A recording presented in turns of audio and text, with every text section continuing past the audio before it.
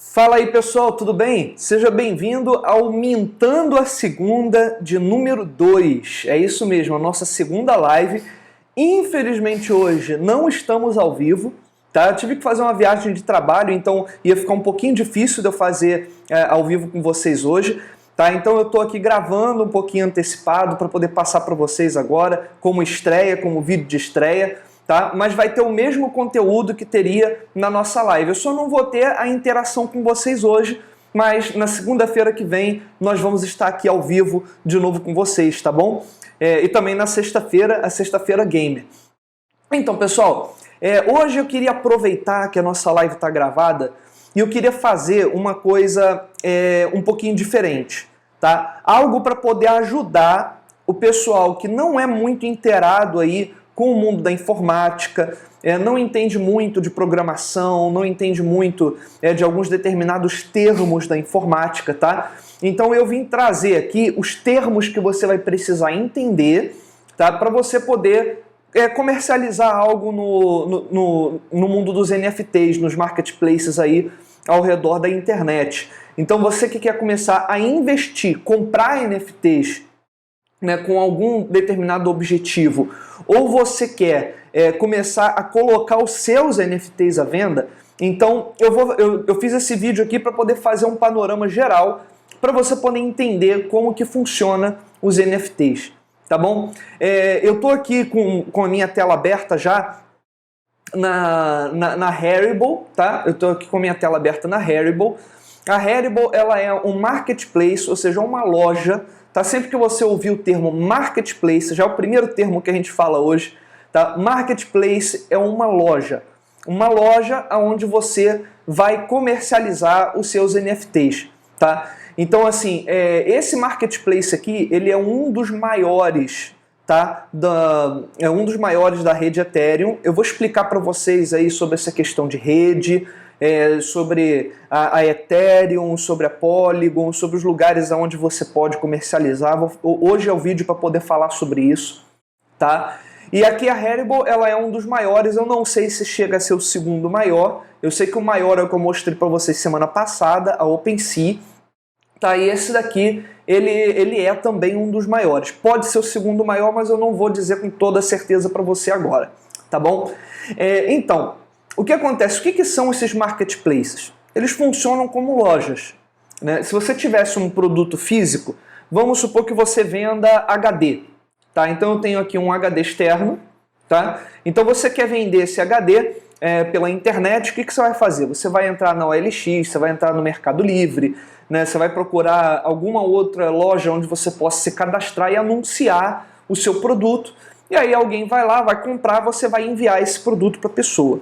Tá? O marketplace de NFT, ele funciona mais ou menos do mesmo jeito. Tá? O NFT, ele vai estar dentro da sua carteira, imaginando que você hoje criou um NFT, tá? Ele vai estar dentro da sua carteira de criptomoedas. Eu vou falar sobre as carteiras aqui também, tá? Ele vai estar dentro da sua carteira de criptomoedas e você pode escolher em qual loja você vai vender esse NFT, tá? Eu vou dar um exemplo para vocês aqui no Haribo. Nós temos 3 coleções que você também vai encontrar essa coleção no OpenSea. E você está vendo aqui que elas são coleções, deixa eu aumentar um pouquinho o zoom aqui, elas são coleções verificadas, assim como no OpenSea você também vai ver elas verificadas, tá? Então aqui você tem o Mutant Ape Yacht Club, tá? Que é uma derivação do Bored Ape Yacht Club, uma derivação autorizada, tá bom?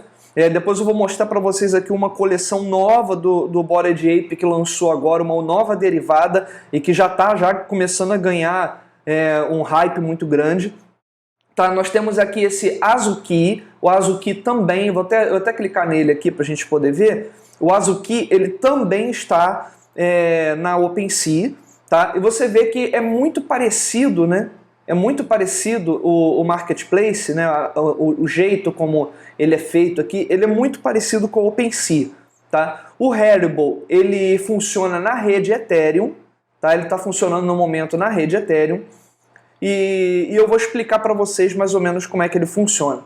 E você vê que aqui os preços são variados, a mesma pessoa pode anunciar o NFT à venda no OpenSea e à venda na Haribo. Quem vender primeiro, vendeu. tá? Então vende primeiro, aí o NFT vai sair da carteira da pessoa, então ele cancela automaticamente o outro anúncio, tá bom? Então assim, a Rarible é um marketplace muito bom, muito grande, e tem muita gente que usa ele ao invés de usar a OpenSea, porque assim, para algumas coisas, às vezes é melhor você ter um menor volume de NFTs em circulação para que o seu trabalho fique um pouquinho mais, com um pouquinho mais de visibilidade. Eu vejo que vale a pena o anunciante de NFT usar um ou outro, tá? Ou então os dois ao mesmo tempo, que já ajuda. Agora também não vale a pena colocar em vários marketplaces ao mesmo tempo, tá? Mas eu acredito que só a OpenSea e a Rarible elas já podem ajudar você a ter uma boa relevância aqui no mercado de NFT, tá bom? Então vamos lá, pessoal. Semana passada eu falei para vocês que o NFT ele é um token não fungível, tá? É um token que é único e que não pode ter outro igual. Então, para a gente poder começar aqui esse papo, eu vou explicar para vocês o que é um token, tá? Para poder começar. Tá, o token é uma palavra em inglês. Eu tenho aqui na minha mão uma moeda de 5 ienes. Você pode ver aqui, ó, uma moeda de 5 ienes vindo direto do Japão, tá? Isso aqui foi na minha viagem ao Japão. Eu juntei algumas moedas, eu tenho essa daqui. Eu acho que dá para entender de onde vem a expressão tostão furado, né? Então aqui, 5 ienes, ele funciona mais ou menos como 5 centavos de dólar. É quase o mesmo valor, tá? Um valor bem parecido. Tá, então eu tenho esse token. O token, uma moeda é um token. Uma ficha de cassino é um token. Uma medalha que uma pessoa ganha numa competição é um token. Então o token, ele é uma coisa que tem um determinado valor. Tá? Então a gente pode enxergar a moeda, né, como se fosse um token. Só que a diferença da moeda, eu vou usar agora esse exemplo com duas moedas que eu tenho aqui. Essas aqui são moedas de 50 pences, são 50 centavos de libra, né? Eu tenho essa daqui, deixa eu ver, ela é do ano de 1997, tá? E essa daqui é do ano de 2019. Essas duas moedas são diferentes, tá? Embora elas tenham o mesmo valor, elas são diferentes. Então, eu posso dizer que essa moeda aqui ela é um token não fungível? O que é um token fungível? Fungível é uma coisa que eu posso trocar por outra de mesmo valor. Então, por exemplo, essa moeda aqui, por mais que ela seja de um ano diferente, 1997, se eu for levar no mercado, ela vai valer a mesma coisa que essa moeda que foi cunhada em 2019. Tá? Então isso aqui é um token fungível, são tokens que têm o mesmo valor, eu posso trocar um pelo outro e não vai fazer diferença nenhuma. Talvez daqui a alguns anos possa fazer diferença por causa da raridade, pelo ano que ela foi cunhada. Então se você tiver uma moeda de 1800 e tal, aí poxa, aí já é uma coisa rara, aí para colecionadores vai valer alguma coisa, mas no dia a dia isso aqui é um token fungível, eu posso trocar ele por outro de mesmo valor e não vai ter nenhuma diferença, tá? Então, um token não fungível é o seguinte, imagina que essa moeda de 5 ienes, imagina que lá no Japão, do nada foi proibido as moedas de 5 ienes, nós não vamos mais ter, tragam ao banco para ela ser queimada, nós a partir de agora vamos fazer só de 10 ienes para cima. Né? Então, se por um acaso todas as moedas do Japão fossem queimadas, todas as moedas de 5 ienes do Japão fossem queimadas para poder fazer outra moeda de valor diferente, né? Imagine que eu, que não estou mais no Japão, sou o último detentor do mundo dessa moeda de 5 ienes. Então, essa moeda de 5 ienes se tornou um token não fungível. Ou seja, é um token que não pode ser trocado por nenhum outro. O valor dele vai ser excepcional, porque ele é único no mundo. Tá? Então, se eu quiser pegar um NFT, por exemplo, vamos olhar aqui na tela aqui. Se eu quiser pegar até coisas dentro da mesma coleção mesmo, vamos abrir o Bored Ape. Bored Ape Yacht Club, vamos lá. Nós vamos ver aqui, ó. Você vê que tem um token, que o NFT ele também é um token. Você tem um token que vale 112 etéreos, outro que vale 113, o outro que vale 115. Todos eles dentro da mesma coleção. Né? Então você vê que isso é um token não fungível. São tokens que têm valores diferentes e você não consegue trocar um pelo outro. Tá? No mundo digital, token não é uma coisa de agora. Tá? Não é uma coisa que nasceu com as criptomoedas, não é algo que começou a ser criado agora. Não, sempre houveram tokens ali no mundo digital. Tá? A única coisa que até o momento não tinha como você fazer é você impedir um token de ser duplicado. Tá? Então o que acontece? Você tem uma imagem, imagina que você tem uma imagem, você tirou uma foto desse aqui, você tem essa imagem aqui do BAYC, né? Essa imagem aqui de capa. Eu posso clicar com o botão direito, salvar a imagem como, e eu vou ter uma cópia dessa imagem. Tá? Então com os tokens era a mesma coisa. Eu poderia pegar um token e copiar ele, replicar ele quantas vezes eu quisesse, tá? E eu não teria uma maneira de ter uma escassez desse token. Tá? Isso daí impedia você de criar um sistema financeiro confiável. Né? Por exemplo, você pode ter um sistema financeiro dentro de um banco, você confia naquele banco de que aquele banco não está replicando infinitamente os tokens que representam o teu dinheiro. Tá, um exemplo, né? Criando um exemplo, porque eu acredito que o banco não trabalha muito com token financeiro. Talvez agora vá começar a trabalhar ou tenha começado há pouco tempo. Né? Geralmente é só um registro mostrando quanto você tem na sua conta. Mas tudo bem. Mas então, só para você poder entender, nós teríamos que confiar no banco de que o banco não está multiplicando. Porque, por exemplo, imagina que você tenha na sua conta um token que vale R$1. Então aquele token ele representa uma nota de R$1, que não existe mais, uma moeda de R$1 que você depositou no banco, correto? Então você está confiando no banco de que ele não vai fazer daquele seu token que vale R$1, ele não vai fazer várias cópias daquele token. Tá? Você está confiando que ele não vai fazer para poder enriquecer ilicitamente, para ser um impressor de dinheiro. Tá? É isso daí que traz o valor para o dinheiro. Entrando aqui no mundo das criptomoedas, você tem o Bitcoin. Tá? Por que o Bitcoin ele tem um valor tão alto no mercado? Porque ele é uma moeda digital, né? É uma moeda digital, funciona dentro do computador, então, teoricamente, eu posso fazer uma cópia de um Bitcoin como eu faço uma cópia de uma imagem JPG. Tá? Só que o que acontece? O Satoshi Nakamoto, que é o desenvolvedor ou o grupo de desenvolvedores que até hoje ninguém sabe quem são, eles escolheram permanecer anônimos e tem um motivo para isso, tá? Tem um motivo para isso. Talvez algum dia eu fale bastante sobre isso numa live, falando sobre libertarianismo, sobre a ideia por trás, a verdadeira ideia por trás do Bitcoin, que não foi uma ferramenta criada para enriquecer, ele tem toda uma ideia por trás e você vai entender isso. Tá, então esse Satoshi Nakamoto, ele criou um código, chamado de blockchain. Vamos falar dessa maneira, ele criou um código chamado de blockchain. E o que é essa blockchain, o que o código por trás do Bitcoin, ele proporcionou para os tokens financeiros, no caso da rede do Bitcoin. Tá? A blockchain, ela, através de criptografia, ele conseguiu resolver o problema do gasto duplo, ou seja, da cópia de moedas, que era uma coisa que várias criptomoedas tentaram fazer antes, porque o Bitcoin não é a primeira criptomoeda, ela simplesmente se tornou a mais relevante por causa disso. Tá? Então o camarada ele conseguia antes, em alguns determinados projetos anteriores, ele conseguia mandar, por exemplo, eu tenho a minha carteira de Bitcoin, um exemplo, eu conseguia mandar um Bitcoin para você, mas eu continuava com esse Bitcoin dentro da minha carteira. Tinha uma maneira de eu continuar. Sempre tinha alguma coisa, algum bug ou alguma situação que você fazia que eu conseguia reter o meu Bitcoin e ao mesmo tempo mandar ele para você. Ou seja, isso é um gasto duplo.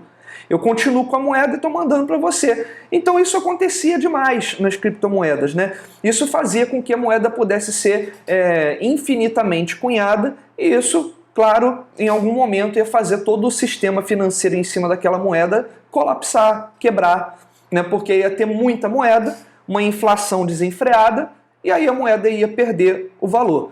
Nós que vivemos num país com inflação alta, a gente tem noção do perigo da inflação. Quem viveu ali aquela época do Sarney, eu vivi, mas eu era muito jovem, eu não lembro muito bem, mas o meu pai já me contou como é que era aquela época, né, do congelamento de preços para impedir a inflação, uma coisa terrível.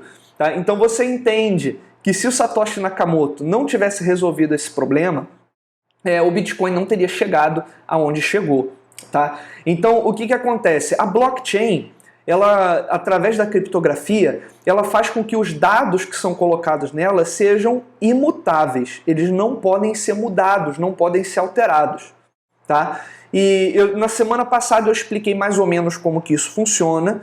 Né? Vamos imaginar aí que nós temos 5 pessoas que têm os seus computadores ligados na rede do Bitcoin, elas colaboram com a rede do Bitcoin, é o que a gente chama de mineração, tá? Mas então, os nós de mineração, eles são aqueles nós base da rede do Bitcoin, que são pessoas que pegam seus computadores ou maquinários aí que podem tomar conta de vários galpões, tá? E eles pegam esses maquinários e oferecem esses maquinários para poder manter a rede funcionando. Então fica lá aquele computador fazendo cálculos e cálculos e cálculos para tentar captar um pouco dos bitcoins para eles. Tá? A recompensa que eles têm por minerar o Bitcoin é exatamente essa. Eles recebem um pouco dos bitcoins que vão sendo gerados, eles podem vender esses bitcoins no mercado e tem um limite para isso. Tá? Para que não haja produção infinita de bitcoins, tem um limite para isso. E a blockchain ela resolveu muito esse problema.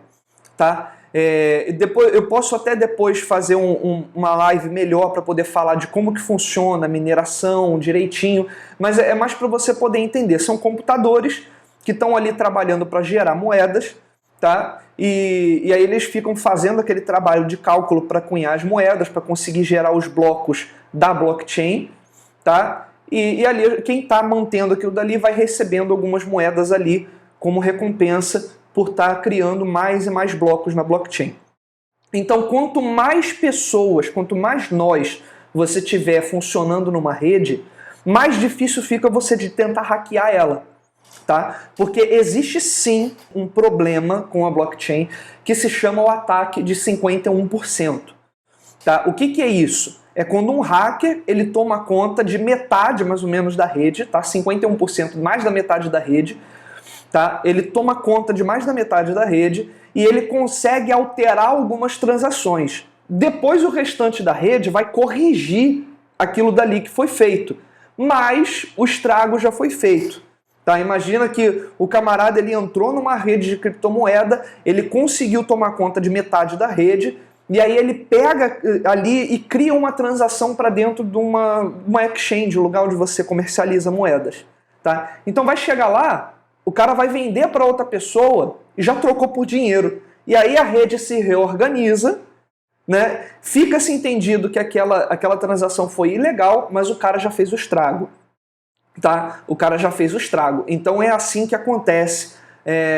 As moedas menores elas não conseguem se manter exatamente porque acontece esse ataque de 51% na rede. Tá?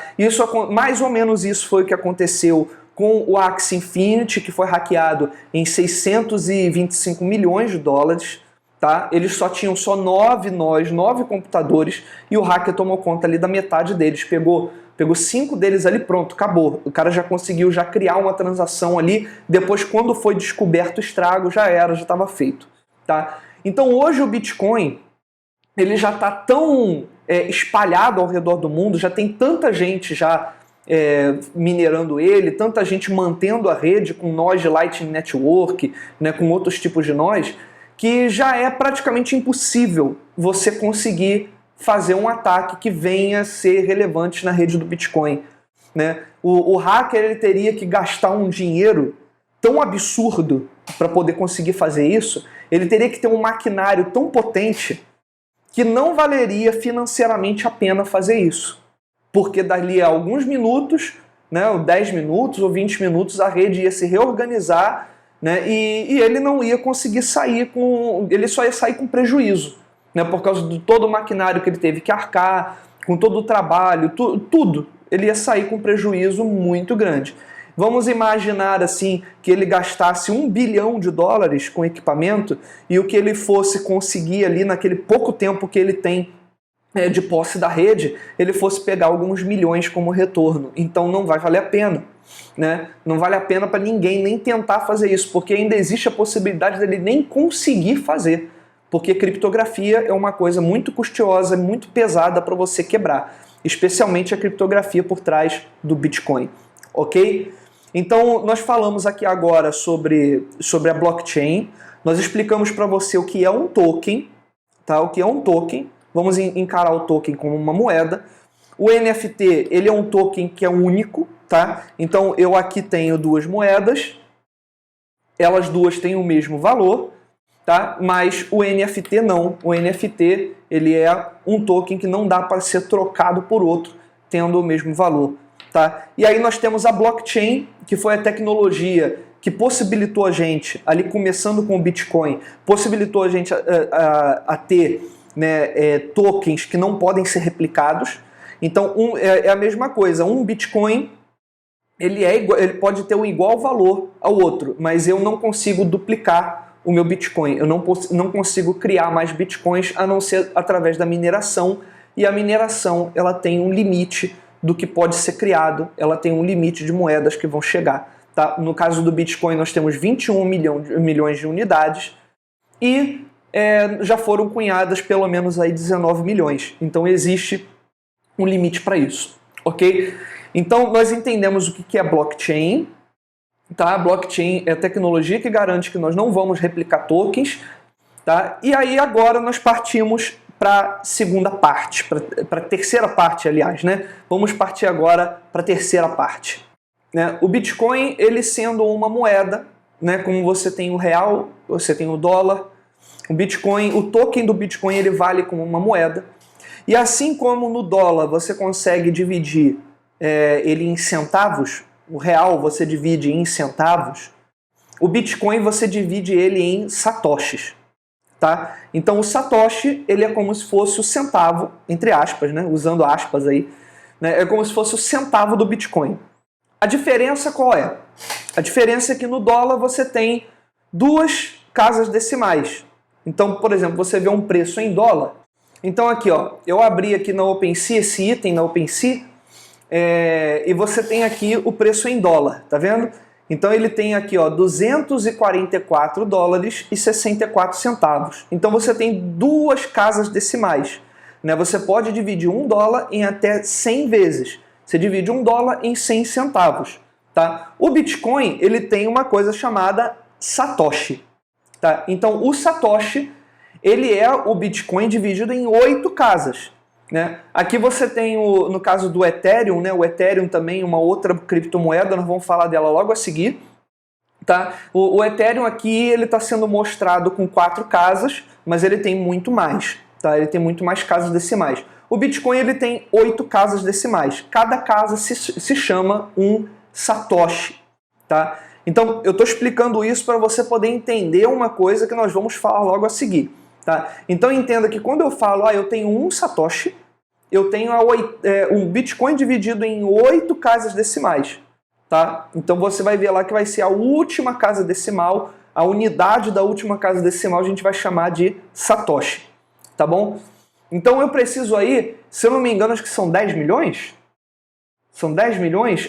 É isso mesmo, são 10 milhões de Satoshis que faz um Bitcoin, 10 milhões de satoshis. Deixa eu fazer os cálculos aqui de cabeça. Não, são 100 milhões de satoshis que faz um Bitcoin. Tá bom? 100 milhões de satoshis fazem um Bitcoin. Tá? Então isso para você poder entender. Com 8 casas decimais, são 100 milhões. Tá bom? E aqui no Ethereum, nós também temos essa mesma ideia. O Ethereum ele é a segunda criptomoeda, tá? E ele foi criado com um objetivo diferente do Bitcoin. O Bitcoin foi criado para ser dinheiro, para ser uma moeda mesmo, tá? E o Ethereum ele foi criado para poder ser uma rede de computadores descentralizada. Então, assim como o Bitcoin ele já está bem espalhado na rede dele, a blockchain dele está bem espalhada, praticamente impossível de ser hackeada, tá? O Ethereum tem a mesma situação.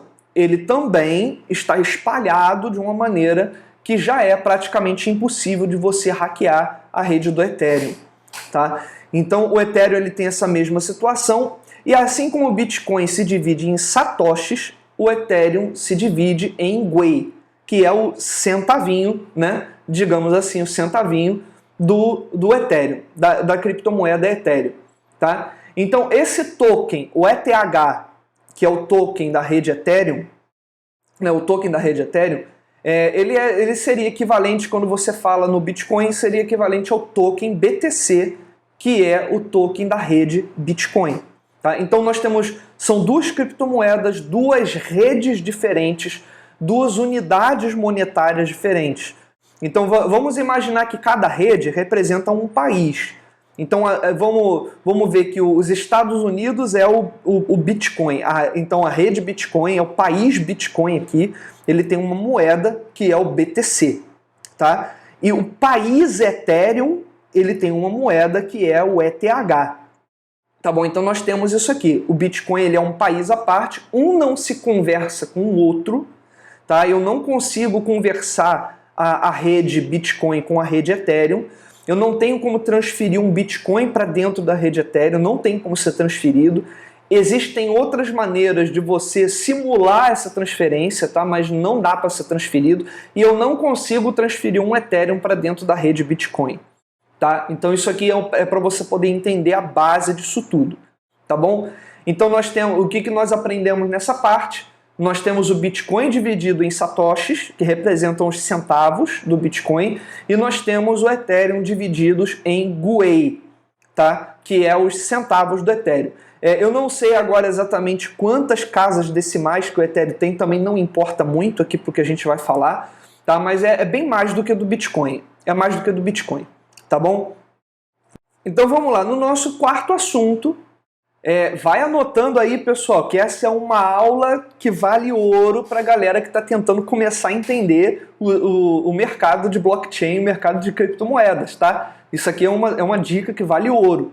Então, anota aí para você poder entender um pouco mais sobre esse mercado, tá bom? E qualquer dúvida que você tiver, você pode colocar aqui nos comentários do nosso vídeo. Coloca nos comentários que depois eu vou pegar cada uma dessas dúvidas aí e vou tirar com vocês em uma das nossas lives. Tá? Sempre que tiver alguma dúvida nos comentários, eu vou anotar essa dúvida e assim no começo de cada live da segunda-feira, cada live do Mintando a segunda, eu vou estar tirando essas dúvidas para vocês, beleza?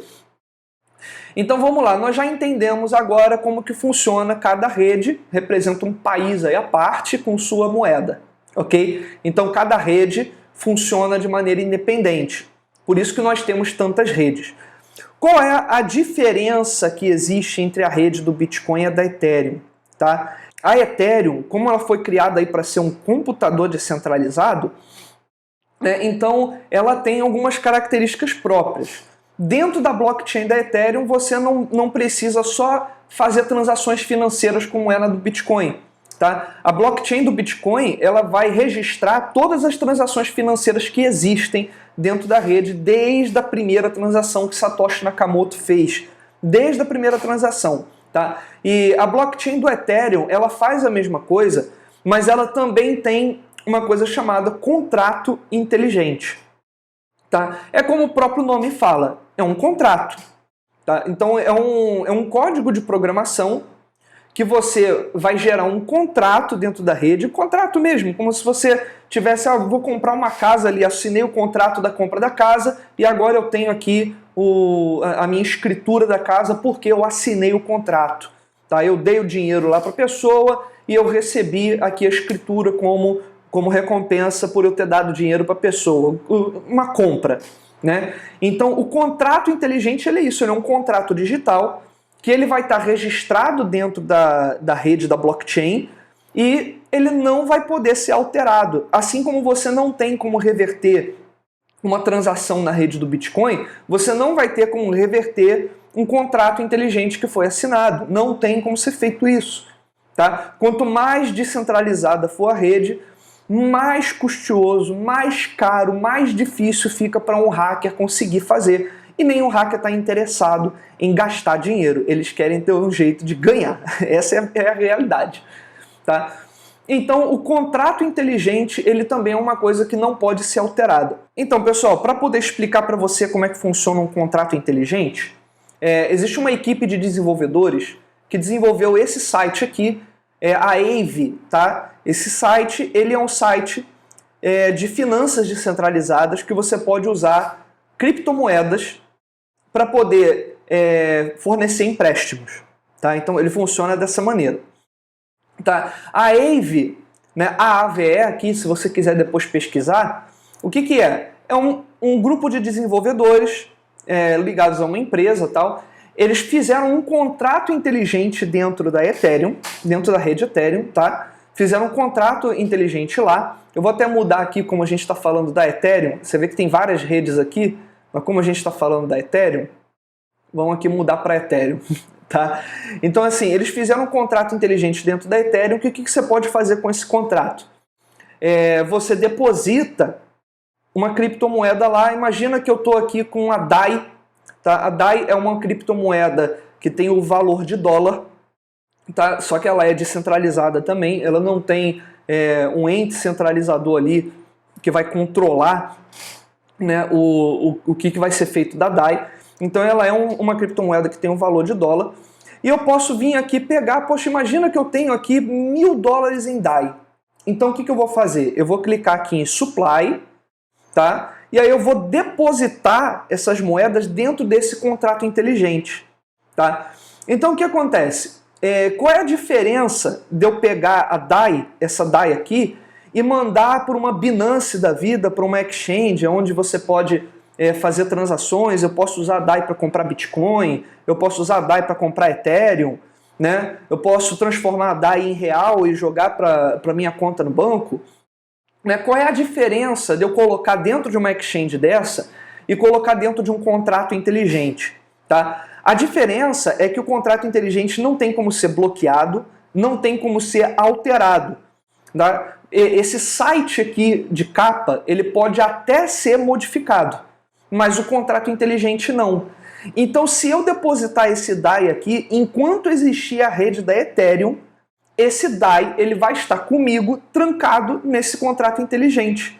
Tá? E eu posso tranquilamente chegar aqui e tirar a qualquer momento que eu quiser. Tá? Existem muitas maneiras de fazer isso. Eu vou estar falando um pouquinho mais sobre isso quando eu entrar no assunto de finanças descentralizadas, que já é uma coisa um pouquinho mais avançada. Tá? Mas é para você entender como funciona um contrato inteligente.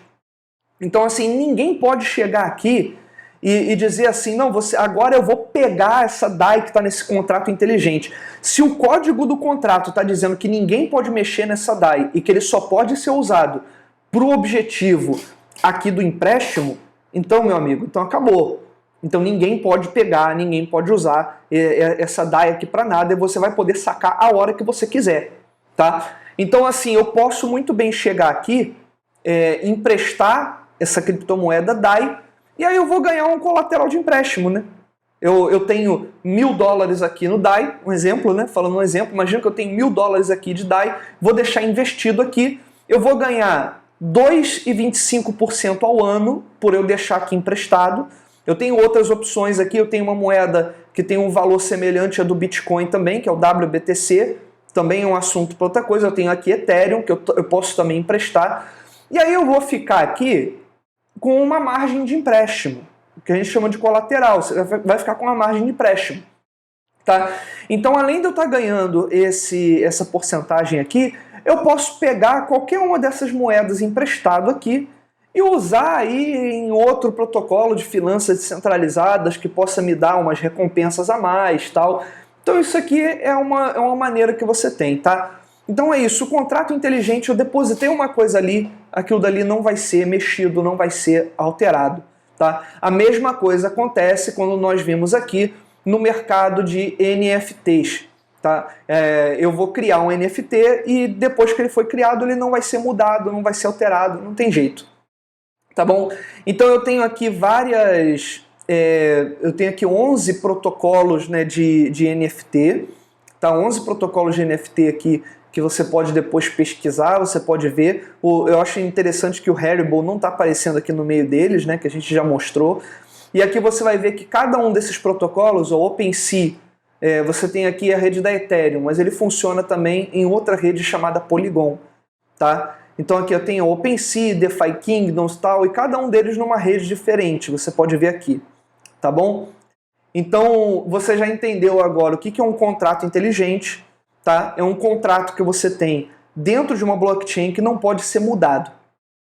Tá? E é isso aqui que dá para você a confiabilidade de que tudo que você faz na blockchain nunca vai ser mexido, nunca vai ser alterado. Tá bom? Então vamos lá, vamos fazer uma recapitulação aqui, tá? Nós começamos falando sobre o que é um token fungível, um token não fungível. Nós falamos sobre o que é a blockchain, tá? Nós falamos sobre isso. O que é uma criptomoeda, o que é a blockchain, já comentamos sobre isso. A blockchain, ela é a tecnologia por trás da criptomoeda que não permite que haja o gasto duplo, que não permite que haja alteração na rede. Tá? Nós já falamos aí a respeito do Bitcoin, do Satoshi, falamos a respeito da Ethereum e do Gwei, e agora nós falamos sobre o contrato inteligente. Tá? Vamos então agora para o nosso próximo assunto? Então, pessoal, para poder exemplificar o nosso próximo assunto, eu vou pegar aqui essa coleção de NFT que, sinceramente, eu acho muito legalzinho e é uma pena que seja tão cara. 7.8 Ethereum é muita coisa. Cada Ethereum vale aí hoje $3.000, uma média de $3.000 na data onde esse vídeo está sendo gravado, tá? Então, cara, uma corujinha dessa aqui vale 7 Ethereum. É uma coisa muito absurda, né? Uma coisa muito absurda. Não sei qual o projeto que está por trás, né, dessa coleçãozinha. Deixa eu ver o que eles estão falando aqui. Raridade, tal e tal. Aqui, ó, cada Moonbird, né, cada corujinha dessa aqui, desbloqueia um clube privado, tá, e benefícios adicionais para quem segura ele. Nós chamamos isso de nesting, porque, obviamente, né, porque é um passarinho. Nesting significa colocar dentro do ninho, né? Mais ou menos isso. Então vamos lá. A gente tem essa corujinha aqui. Vamos imaginar que eu clico aqui. Imagina aí que eu sou um milionário, tá? E eu quero... eu olhei para essa corujinha, achei ela bonitinha, vou comprar ela. Não quero nem saber da comunidade não, só quero só comprar. Tá bom. Então eu tenho aqui, ó. Ela vale $24.000. Meu Deus do céu. E aí eu vou clicar aqui em comprar. Tá? Então você já entendeu aí como funciona essa questão de contrato inteligente, né? O token, o Gwei e tal. Então agora eu vou falar para você sobre uma coisa chamada gas fee, ou taxa de gás. Tá? A taxa de gás é uma quantidade de Gwei, alguns centavinhos de Ethereum, tá? Que você vai gastar para poder fazer uma transação dentro da rede. Tá? Cada vez que eu for interagir com um contrato inteligente, existem alguns contratos que requerem somente assinatura, para você poder fazer assinatura você não paga nada, mas existem contratos que vão requerer que você pague uma taxa. Tá? A rede Ethereum atualmente está com um problema muito grande de uma coisa chamada escalabilidade, tá? Que é exatamente... como é que eu vou explicar isso? A escalabilidade, ela é o quanto é mais fácil ou mais difícil você executar uma função dentro da rede. O quanto é mais demorado, o quanto é mais custoso para a rede você fazer isso, tá? Então, quando você tem uma rede muito bem espalhada e ela tem um código de escalabilidade muito bom, acaba sendo barato e rápido você realizar atividades dentro dela. Quando não, então a gente acaba tendo um problema que é lentidão, custos altos. Tá? E isso acontece com a Ethereum exatamente porque ela é a rede mais usada no mundo para contratos inteligentes. Então, a todo momento, enquanto eu estou aqui falando com vocês, tem milhões e milhões de transações sendo realizadas em diversos contratos inteligentes dentro da rede Ethereum. Tá? Então, o que acontece? Quando eu vou clicar aqui para comprar, eu vou ter que... ele está pedindo só para eu mudar aqui a rede, que eu uso a rede Polygon, né? Não uso a rede Ethereum, exatamente por causa do preço, né? Aí quando eu clicar aqui para comprar, olha só, eu vou vir aqui, vou fazer o checkout, tá? Ele aqui vai dizer que eu não tenho dinheiro, tá? Ele vai dizer aqui que eu preciso colocar... Aí ele vai... Olha só o que ele está falando aqui, em português. Diz assim, você precisa de 7,99 Ethereum mais a gas fee, mais a taxa. Tá? Atualmente, essa taxa aí da rede, ela está saindo por volta de uns 40 dólares, 20 dólares, às vezes 100 dólares a transação mais básica. Tá? Isso é para você entender. Então a Ethereum ela está sendo uma rede que somente o pessoal que já tem um capital mais elevado consegue operar nela com tranquilidade, fazer compras, fazer saques, fazer investimentos. Tá? Então ela está uma rede muito cara. Tá? Dentro da OpenSea, para você poder vender um NFT, não sai tão caro quanto se você estiver negociando. Por quê? Na OpenSea, você só vai precisar pagar essa gas fee uma vez, tá? Para poder interagir com o contrato. E as outras coisas que você vai fazendo, elas são feitas através de assinaturas, que não vai requerer nenhum gasto financeiro adicional aí da sua parte, tá?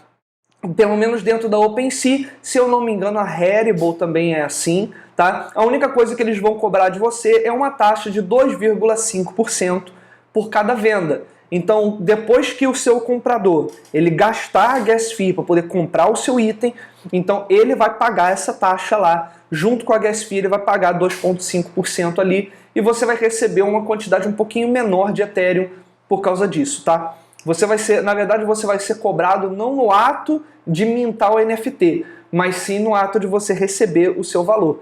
Então, se você fez uma venda a 100 dólares, você vai receber 97,5 dólares dentro da sua carteira. Tá bom? Então isso aqui é uma coisa para você poder entender. Tá? O gas fee, ele é essa taxa que você paga. E por causa disso, para quem está começando do zero no mundo do NFT, para quem ainda não tem um bom capital para poder cada coleção que for lá mintar, ter que pagar ali 40 dólares, né? Se você for ver aí pelo preço do real aí, do dólar em real, pô, 40 dólares aí já vai dar quase uns 200 reais, então é bastante coisa, né? Para você fazer uma transação só, você gasta isso. Né, você vai mandar o Ethereum para uma corretora para poder trocar para reais, né, você vai gastar também uma taxa, então não é muito rentável você que não tem nada a princípio no meio cripto, você que está começando do zero, não vale a pena você começar na rede Ethereum, tá? Exatamente por causa dessa situação da gas fee. Tá? Então entenda bem, tudo que você vai fazer dentro da blockchain, você tem que assinar um contrato. E alguns contratos requerem que você gaste um pouco das suas criptomoedas, um pouco do token, né, que a gente chama de token de governança, que é o token principal de uma rede. Tá? No Bitcoin, como eu já falei, é o BTC, na Ethereum é o ETH, e agora eu vou apresentar outras redes para vocês. Tá? Então entenda o que é o gas fee e tenha isso na sua cabeça. Tá? A minha dica, se você está começando agora do zero, não comece pela rede da Ethereum.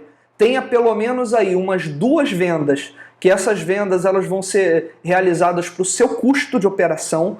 Tá? São vendas que você vai fazer, as primeiras vendas que você fizer de NFT, elas vão ser feitas em outra rede e você vai fazer essas vendas para ter o seu custo de operação, para você poder, não é ainda o seu lucro, é o que você vai jogar para a rede da Ethereum e você vai começar a fazer a sua coleção dentro da rede que realmente é movimentada, ok?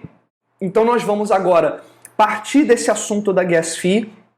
Se você não entendeu, volte um pouco, ouça de novo, veja algumas das partes anteriores. Esse vídeo aqui, ele vai ser dividido em vários vídeos e vai ser lançado no canal. Tá? Eu vou lançar uma playlist especial com todas as partes desse vídeo. Tá? E você vai poder ver ele direitinho ali e rever a parte que você achar que ficou um pouco mais difícil, de difícil entendimento, tá bom? Vamos partir agora para o próximo assunto. Bom, pessoal, chegando aqui já na parte final, eu tinha outras coisas para poder falar também, mas só que o tempo já está bem avançado, tá? Eu quis deixar as coisas mais claro, mais bem explicado possível para vocês. mas a gente já está já com um horário bem avançado, já estamos com quase 1 hora de live aqui já, tá? Então eu vou parar agora para poder falar para vocês sobre as demais redes, tá? Então aqui nós temos um site chamado chainlist.org, que ele faz parte de um outro projeto. Deixa eu ver aqui, eu vou abrir ele aqui, o DeFi Llama, né? O DeFi Llama, ele é um projeto que ajuda a gente a dar uma olhada no que está acontecendo no mundo das finanças descentralizadas. Eles também têm aqui uma parte que fala sobre NFTs também, embora não esteja muito bem atualizada, tá? Mas só que pelo menos aqui ele vai mostrar pra gente um ponto de partida para a gente poder entrar e adentrar nesse mundo aí das finanças descentralizadas, tá? Então aqui, ó, nós temos o Chainlist. O Chainlist, ele é um site que ajuda você a configurar todas as redes do tipo EVM, tá? Nós temos as redes EVM e temos as redes independentes. Tá bom? Eu vou explicar para vocês a diferença das duas, tá? Como a Ethereum ela se tornou aí a principal rede dos contratos inteligentes, então algumas pessoas começaram a ver, alguns desenvolvedores começaram a ver esse problema que existe da gas fee na Ethereum, que está ficando muito caro, a escalabilidade está ficando muito ruim, tá? Por causa da gas fee. E aí o que acontece? Algumas redes decidiram se utilizar da tecnologia da Ethereum, tá? Do código da Ethereum, para poder fazer uma rede praticamente quase independente, tá? Então como que funciona? Vamos ver aqui. Eu vou usar o exemplo aqui do meu HDzinho externo aqui, que ele tem uma gaveta aqui, como você pode ver, né? E na verdade é um SSD, tá? Um SSD. Então, deixa eu dar um exemplo para vocês. Imagina que aqui é a rede, tá, que eu quero criar. Então aqui nós temos um exemplo de EVM, tá? Que aqui na Chainlist a gente tem vários. E um desses EVMs aqui, que é Ethereum Virtual Machine, ou máquina virtual da Ethereum, tá?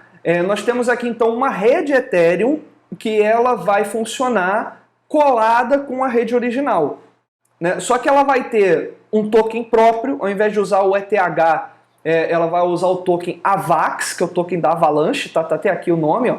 Aqui é AVAX, deixa eu aumentar um pouquinho o zoom aqui para você poder ver, tá? Aqui, ó. Você tem aqui a rede da Binance Smart Chain, que é a rede descentralizada, entre aspas, da Binance, tá? Onde o token é o BNB. E aqui você tem a oficial aqui, né, que é a Ethereum, é a chain de número 1, né, a blockchain de número 1, e aí você vê que essa aqui é a blockchain de número 56, tem a Phantom Opera, que também é muito boazinha, é a blockchain de número 250, e a Avalanche, que é a blockchain de número 43.114. Então, para você ter uma noção de quantas EVMs estão sendo criadas aí, tá bom? Então aqui, ó, ela vai funcionar par a par com a Ethereum, só que ela tem uma pequena diferença no código dela, que ajuda ela a ter mais transações por segundo, né, a ter operações mais baratas, você vai gastar muito menos de gas fee. Por exemplo, você também tem um outro problema que tem com a Ethereum, que é uma coisa boa para o investidor, mas para o pessoal que opera na Ethereum é ruim, que o preço do ETH está muito alto, está coisa de 3 mil dólares. O preço da Avalanche ela está ali numa média de 100 dólares. Então, assim, o custo para você executar uma operação na Avalanche está saindo muito mais barato do que na rede da Ethereum, tá? Na Avalanche, você deve estar gastando aí uma média de uns 5 dólares ou 4 dólares por transação. Na rede da Binance, você gasta uma coisa de 1 dólar por transação. Na rede da Phantom e na Polygon, também, que é outra que eu vou mostrar para vocês, que é a que eu mais uso, tá? Eu tenho coisas na rede da Polygon e na rede da Harmony One. São duas redes também muito boas, eu vou mostrar elas para você aqui, tá? E, por exemplo, na Polygon eu gasto 1 centavo por cada taxa, tá? E na Harmony One eu gasto menos de 1 centavo por cada taxa. Então, para você ver como é a diferença de valores dentro dessas redes, tá? Existe essa vantagem e também existem algumas desvantagens. Eu vou finalizar o nosso vídeo falando sobre essas desvantagens, tá bom? Então vamos lá. Aqui eu tenho todas as redes. Então aqui eu tenho a rede da Ethereum, tá? Tem aqui a rede da Terra, que é uma rede que começou agora. Você vê que ela tem 26 protocolos, tá? O protocolo ele é um conjunto de contratos inteligentes, tá? É isso que a gente chama de protocolo. Por exemplo, a OpenSea, ela é um protocolo, né, que ela funciona com um conjunto de contratos inteligentes. Um contrato que serve para venda, outro contrato que serve para compra, outro contrato que serve para você congelar um item dentro da blockchain. Então tem vários contratos juntando, formou o protocolo, tá? Então aqui, ó, nós temos 466 protocolos funcionando na rede Ethereum, tá? 26 na rede da Terra, que não é uma EVM, é uma rede à parte. Então você tem rede do Bitcoin, rede da Ethereum, rede da Terra, rede da Cardano, tá? E várias outras redes, rede da Waves também, que está aqui na lista também, tá? A Waves também é uma rede à parte, não é uma EVM, tá? E aí a gente vê aqui vários exemplos. A rede da Solana também é uma rede que está começando a ganhar bastante credibilidade, aí muita gente está investindo, e ela também não é uma EVM, também não faz parte aí do projeto da Ethereum, tá? Não está ligada à Ethereum, tá? E aí eu vou explicar para você como que funciona uma rede dessa EVM. Vamos abrir aqui a Avalanche, tá? É uma rede que tem 10 bilhões de dólares alocados nela, tá? 10 bilhões de dólares, tá? Ele tem aqui a dominância da Aave, que é aquele protocolo que eu mostrei para vocês de empréstimo, né? 25% de tudo que tem na Aave está alocado na rede da Avalanche. Então, assim, já é uma coisa muito forte, porque a Aave ela é um dos principais protocolos da rede da Ethereum. Então, fica de olho nisso. Isso aqui é uma coisa muito, muito importante para você poder entender quais são as redes que são mais relevantes no mercado, tá? Só pela quantidade de valor alocado, a gente já vê que é uma coisa bem bacana. Vamos lá, eu vou voltar aqui na parte das chains, aqui, né, das blockchains. E aí nós vemos que o total que está alocado, né, aqui, deixa eu ver se vai mostrar o total geral alocado dentro de todas as blockchains, né? Dentro da Ethereum nós temos 116 bilhões, tá? Temos 17 bilhões em outras. Tá? E aí, em segundo lugar, nós temos a Terra com 25 bilhões, a BSC da Binance, né, da Binance, com 13 bilhões, a Avalanche com 10. Então nós temos 1, 2, 3. Em quarto lugar, nós temos a Avalanche. Aí tem a Solana com 6 bilhões, a Phantom e a Polygon. Tá? A Polygon ela é a segunda maior, se eu não me engano, a terceira maior, aliás, em número de protocolos. Tá? A Binance tem 367 protocolos, já indo lá para poder bater com a Ethereum, e nós temos aqui a Polygon com 234 protocolos. E por enquanto é uma das mais confiáveis, junto com a Avalanche, junto com a Phantom e outras que você está vendo aqui também. A Arbitrum, ela é uma outra que também com o tempo a gente vai falar sobre ela, tá? Mas nós vamos explicar aqui como é que funciona. Imagina que essa daqui é a rede da Avalanche, tá? Essa aqui é a rede da Avalanche.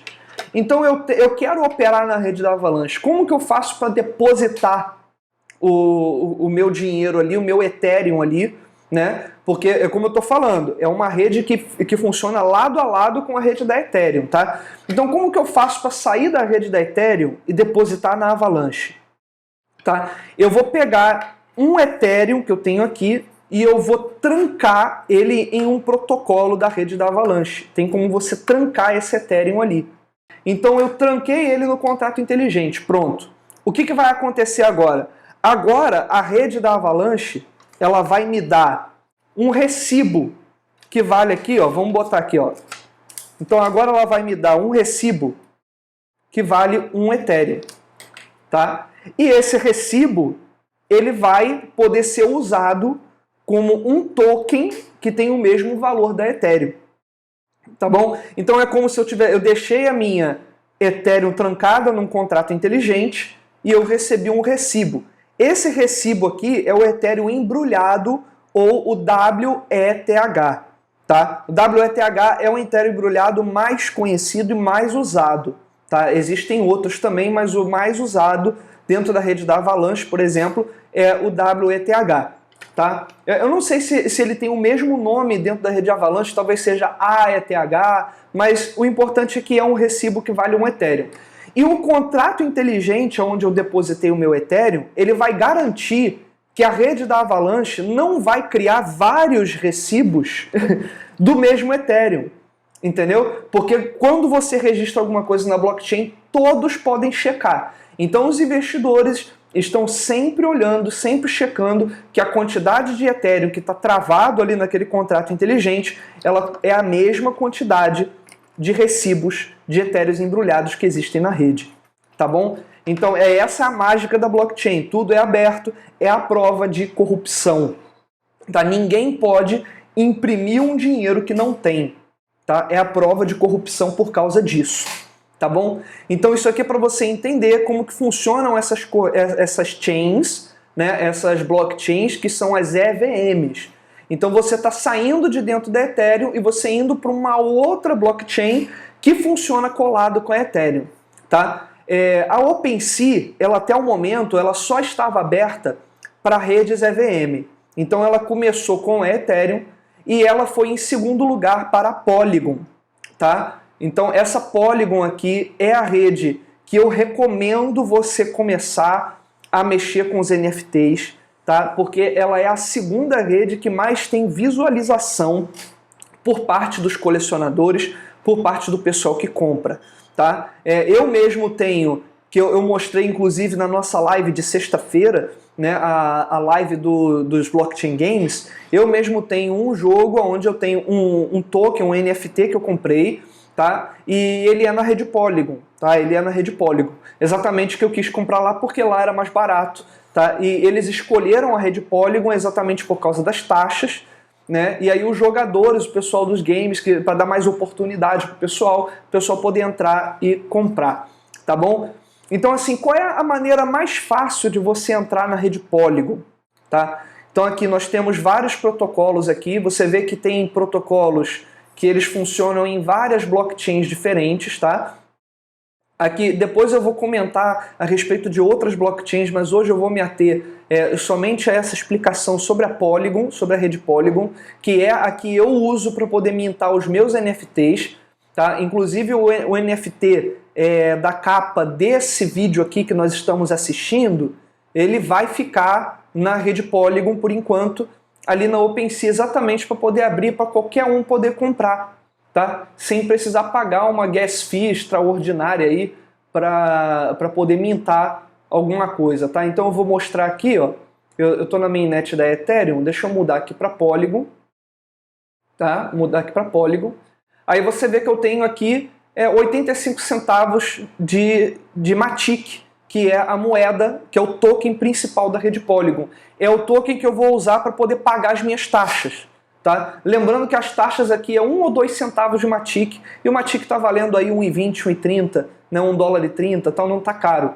Então, gente, a nossa dica do dia aqui para a gente poder finalizar, você que quer começar a sua coleção de NFT, comece dentro da rede Polygon, venda o suficiente até você juntar uns $300 pelo menos, ou uns 400, ou talvez até um pouquinho mais em Ethereum. E aí depois você pode transferir, como eu falei, você vai ter um recibo de Ethereum, né? E aí você pode fazer o contrário, você pode pegar o seu recibo, queimar esse recibo na rede e eles vão mandar para sua carteira de Ethereum, eles vão mandar o Ethereum original. E aí você pode criar os seus NFTs dentro da rede da Ethereum.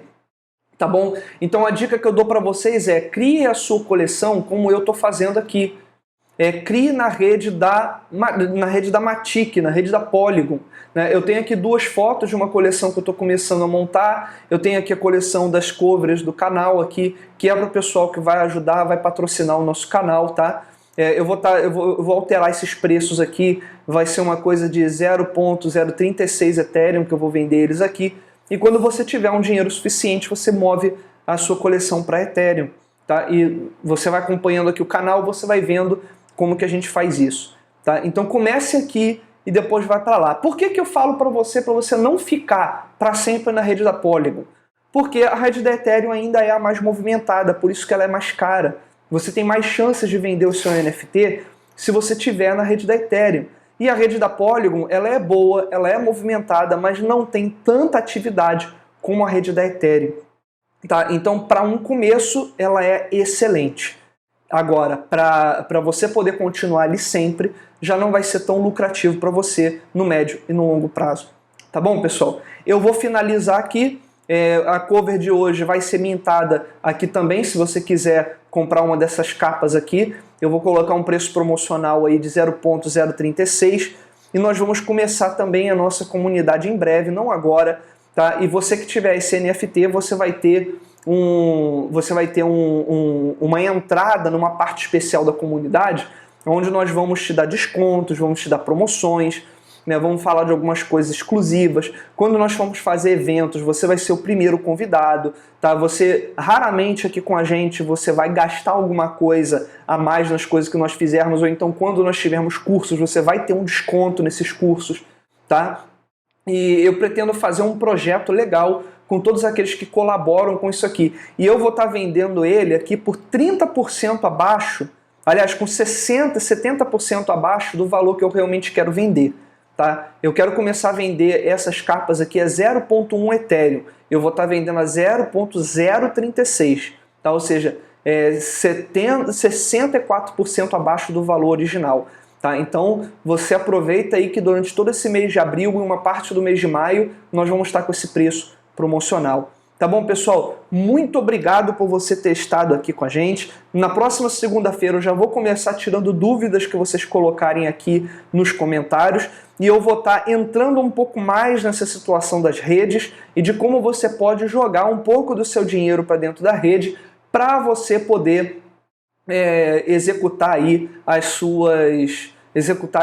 suas mintagens de NFT, tá bom? Obrigado aí pela sua participação. Valeu, pessoal. Fique em paz, fica na fé. Tamo junto.